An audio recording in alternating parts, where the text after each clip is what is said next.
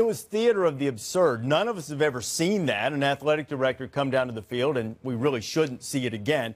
Mark, the bigger problem to me is the perception it leaves for the College Football Playoff Selection Committee to have an AD, and there's several of them on that committee, come down and involve himself in a game like that. It's just a bad look, particularly for the selection committee if you're an athletic director, and for the selection committee in their first year, inaugural year of the College Football Playoff.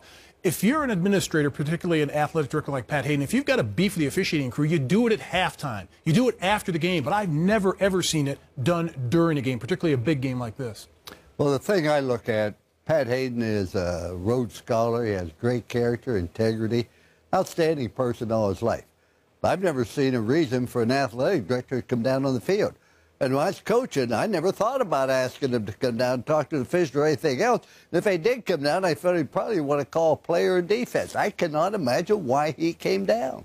And I agree. There was no reason for him to come down. He should have said, no, we'll handle that after the game if he was indeed asked to come down. There will be people, and there have already been some people who've called for Pat Haden to step down from his position on the College Football Playoff Selection Committee.